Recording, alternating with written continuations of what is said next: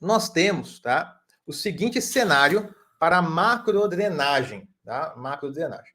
Então, olha só, quando nós pegamos aqui um trecho de um curso d'água, de um rio, de um canal, de um córrego, tá? Onde nós temos ali um escoamento, dificilmente a gente vai ter um trecho tão extenso sem que contemple algumas curvas, ok? Então, basta olhar o córrego da sua cidade, tá? Ele não é uma linha reta de cabo a rabo. Você vai ver que em um ponto ou outro ali ele tem uma curva com raio maior, com raio menor, chega um afluente, então ele tem um pouco dessa complexidade geométrica, tá? Não é uma linha reta do ponto A até o ponto B e acabou, tá? Então ele tem ali alguns pontos ali de inflexões e curvas ao longo do seu traçado. Isso é natural, tá?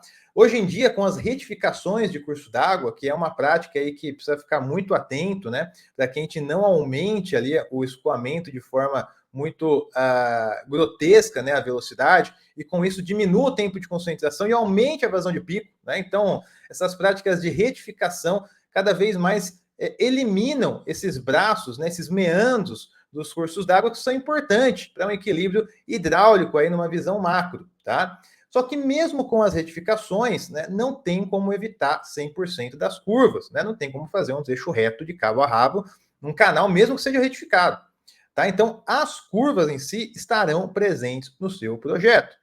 Projetos, pessoal, de macrodrenagem, você pode faturar aí na casa de 30, 40, 50 mil reais ou mais com projetos, né, como esse daqui, né, de uma análise hidrológica e hidrodinâmica de um curso d'água, né, manchas de inundação, ou um projeto de uma proteção de um leito natural que sofre por problema de erosão. Então, esse tipo de projeto pode te render aí dezenas de milhares de reais, tá? Então, nós temos aí diversos alunos hoje nos nossos treinamentos que estão faturando mais de 10, 20, 30 mil reais com projetos aí como esses daqui de macrodrenagem, ok? Então, é uma área extremamente carente de profissionais, pessoal. Só que existem algumas complexidades que você precisa estar atento, principalmente aqui no trecho de curva, que é o nosso tema de hoje, tá? Então, tendo em vista que é uma área que você pode atuar, né, na área de macrodrenagem, com projetos e consultorias, que pode te render aí 10, 20, 30, 40 mil reais para cada trabalho realizado, né?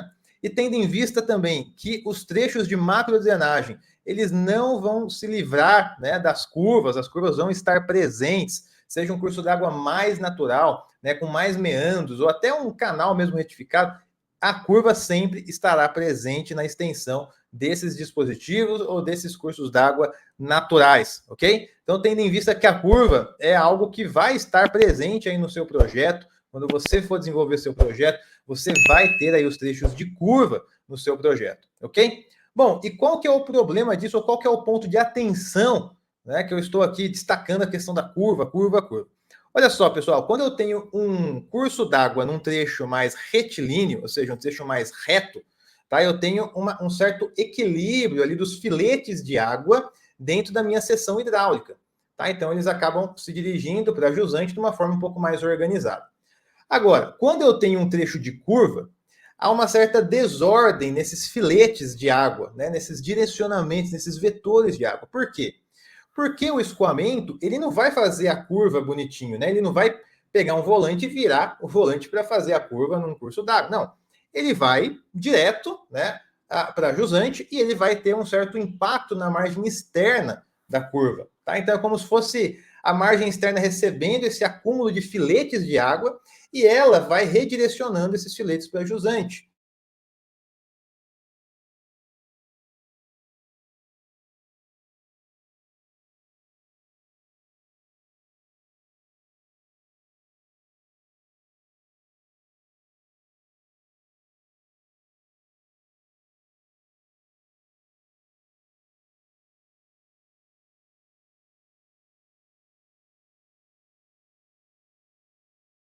Tensão de arraste é o esforço que a água está fazendo para deslocar as partículas de solo para a jusante. Então, o escoamento faz uma força tentando tirar as partículas de solo. Imagine que aqui é a superfície e eu tenho os grãozinhos de areia. A partir do momento que a água passou e levou esses grãozinhos de areia, né, ficou um buraquinho ali, pode começar um processo de erosão. Então, essa é a tensão de arraste, o esforço que a água está fazendo, ok? Então, na margem externa, nós temos mais tensão de arraste, mais esforço da água. Por quê? Por esse motivo dos filetes se acumularem na margem externa e gerar esse acúmulo de tensão, não fazer a curva bonitinho.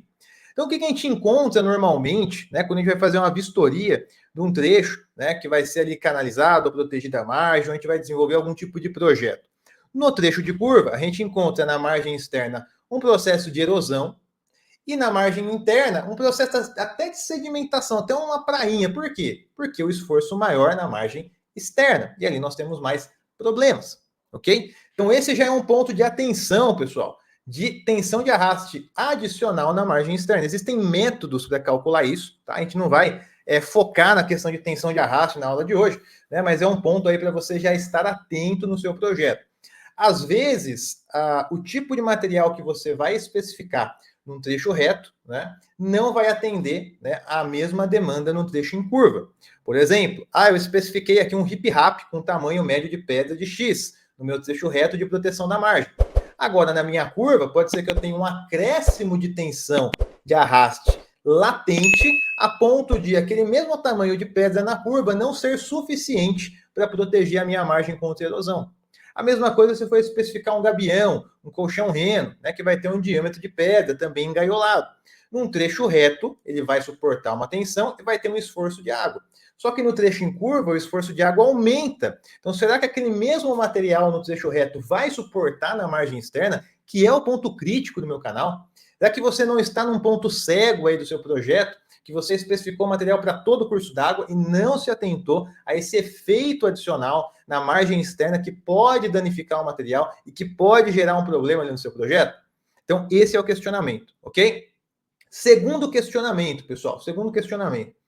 Quando nós temos um trecho de curva, e quanto mais fechada for a curva, ou seja, quanto menor for o raio da minha curva e maior for a velocidade do escoamento, né, que vai passar nessa curva, maior é o problema que eu vou falar para vocês aqui, tá? Então, antes de eu falar o problema, tá? Quanto menor o raio da curva, ou seja, mais fechadinha é a curva, né? Uma curva cotovelo, né? Quanto menor for esse raio de curva, e quanto maior for a velocidade do escoamento, maior vai ser esse problema que você precisa estar atento, tá? Então, pessoal, olha só, se você já atua aí nessa área, deseja atuar com drenagem, quer dar os primeiros passos e tudo mais, deixe o seu like nesse vídeo aqui, para assim como você e outros profissionais tenham acesso a esse material que é importantíssimo, tá? Importantíssimo. Então, qual que é o segundo problema, pessoal? O segundo problema é a sobreelevação da lâmina d'água. Professor, o que é isso? Sobreelevação, tá? Como o nome já diz, né, é uma elevação adicional da lâmina normal do curso d'água. Então, eu vou aumentar minha tela aqui para vocês novamente e vou mostrar aqui essa imagem. Olha só, eu tenho aqui o seguinte, um trecho em curva, o que vai acontecer? Vai ser criado naturalmente um ΔH. E o que é esse ΔH? É justamente essa sobreelevação, ó, tá vendo? Que a lâmina d'água nessa margem está mais alta do que a lâmina d'água na margem oposta. Mas isso pode acontecer? Pode acontecer, e acontece, tá? E aí, relembrando, quanto menor o raio da curva, mais fechada a curva, e maior a velocidade, maior é esse impacto, esse efeito da sobreelevação. Então, a lâmina d'água, ao invés dela ficar na horizontal, bonitinha, ela começa a ficar mais inclinada, como se fosse uma pista de Fórmula Indy, tá? Se você trazer aí na sua cabeça o formato da pista de Fórmula Indy, aquela pista em 0 ou em 8, que a curva ela é inclinada, assim, é justamente esse efeito que vai acontecer nessa lâmina d'água. E por que isso pode ser um problema no seu projeto? Por quê, pessoal? Porque o seu projeto vai precisar ser dimensionado um freeboard. E o que é o freeboard? É a diferença da minha lâmina d'água até o topo da minha macrodrenagem, até o topo do meu canal. Então, se eu tenho um freeboard, por exemplo, de 0,5 metro, né, que é essa borda livre de segurança, tá, para o canal não transbordar ali as margens. Se eu tenho esse freeboard de 0,5 metro e eu tenho numa curva específica do meu projeto uma sobreelevação de 60 centímetros, meu amigo, o seu canal pode ter transbordamento num trecho da curva. Então, olha só, se você projetou, né, a sua macrodrenagem com um freeboard de 0,5 metro, 50 centímetros, mas em uma determinada curva do seu projeto, uma curva com raio menor, com alta velocidade, tiver uma sobreelevação de 60 centímetros, esse vai ser um ponto de transbordamento da sua calha. Você precisa estar atento, né, a esse efeito já no projeto.